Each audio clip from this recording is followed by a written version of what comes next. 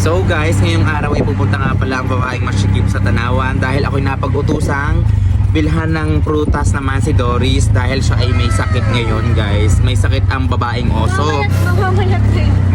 Sana ngayon mamaya dahil nagkasakit. Ngayon, bibigyan ko ng panduktong ng buhay kaya bibili ako ng prutas. Kasi ang kanyang buhay ito yung 2% na ngayon. Di ba kapag nabigyan ko ng prutas ay maging 10%. Abangan nyo na lang kung anong bibilhin kong prutas guys. So ayun guys, dahil gutom mesa ang babaeng masikip, luluag kapag ako'y nagutom, kumain muna kami din sa fast food at talagang hindi ko kayang bumili ng gutom. Ako muna, uunahin ko muna ang kaluluwa ko bago ang kaluluwa ni Doris. Bye! Guys, ito na ang food. Aatakihin na namin to guys. Talaga na magkakapakpak na ako. Sobrang Latina. Hoy, thank you. Thank you. At yun nga, tapos na kaming kumain. Ngayon, bibili na kami ng fruits. Sana mag-fruit si Dory. May sakit na nga. Pinalangan na yung panang kasamaan. I'm so afraid how to cross the road. Oh eh. Ang init inay, Diyos ko po. Babae masikip po ay namili ng prutas. Para kay Ga, para siya mabuhay ng matagal. Ilang percent na ng buhay ni Ga? 2%. Ngayon madadagdagan magiging 10%. Ano pa tayo iba? Ano ba? Ano pang prutas ang nakakalakas? Saging nga. Siguro ang kailangan natin ibili sa kanya ay yung may butas na prutas para meron siya makukot-kot. Buti na lang ako minarecruit ng taga-video. Ako nahihirapan pag ako'y mag-isa lang. Talagang ako na lahat. Ako hirap. Pas magdadala pa ako nito, hindi nakakaganda. Lalak na naman muscle ko. Ay, mo pala. Ako na ang magdadala. Ay, mabigat. Ano pa? Ito yung uubusin natin. Ay, pa po? saging. Saging. Yung naman po ang tatargetin namin ngayon.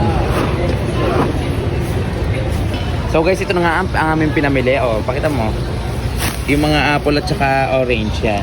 Thank you nga pala sa nagpadala para mabili namin ng puta si Ate Lychee. Thank you Ate Lychee. Ito na ito na ang ebidensya. Baka akalain nyo yung babaeng masikip ay nangungupit ng pek. Kunti lang naman. Ngayon, naibili ko na naman ng puta si Doris. Hahanap naman ako yung para sa akin. Kahit sa kanya ko ibibigay, gusto ko yung ako yung makikinabang din. Saging. Gusto ko kasi mahaba. Pagbilhan nyo ang babaeng masikip. Hindi kakainin ko to ng libre. Pagkahalaki naman ang bibili na. Ito kasi gusto ko malaki, mahaba. Magkano po dito? Malalaki nga yan. Ay! Ano? Nawalsag ang saging. So guys, pauwi na kami. Thank you sa aking chaperone at kami taga-video. Diyos ko, hindi lang talaga nagmamagandang oso si Doris, hindi naman mabibilhan ng pasalamat kay Ate Lychee at kinaalala. Ayun. Hi guys, nandito na kami. Kabababa lang namin ng tricycle. Tapos sobrang init. Ang ganda ng buhok ko, para na ako Latina eh. Ayan. By the way guys, hindi nga pala alam ni Doris na may magpapadala sa kanya ng prutas. Ako lang kinausap. Ngayon, titingnan natin ang reaksyon ni Doris kung siya igugulong sa sahig sa tuwa o sasabog ang ihe. Oo eh. Si Doris! Guys, nandito na kami sa bahay nila Doris at ito na. Nasa na may sakit na babaeng oso. Buksan ng ilaw. Hindi ko makita siya. Nasaan na? Nasaan ka? Oo eh. Hindi kasama ka.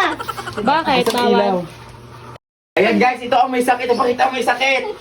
Malaki ang kutob ko na si Kulot ang nakahawa din eh. Dahil sila may pare sa sumboy. Kung ano ka, at may nagpadala sa iyo ng prutas. Ano ka?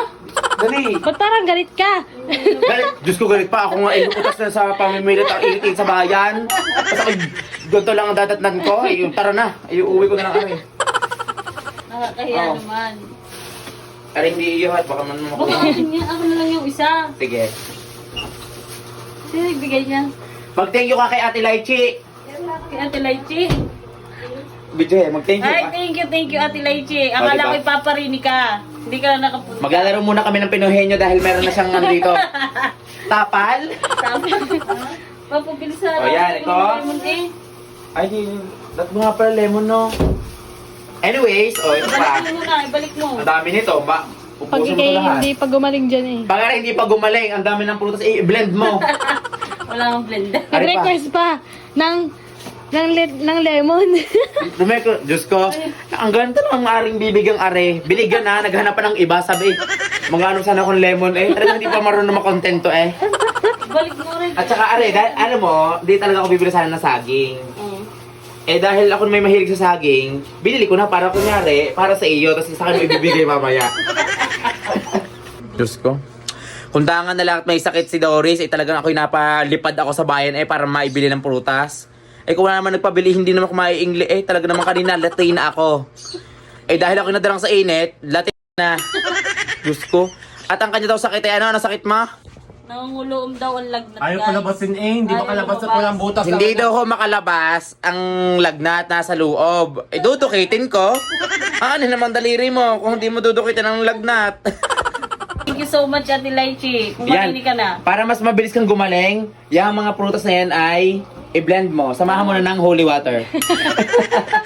Pag hindi ka pa gumaling, no, may basbas na mula sa taas.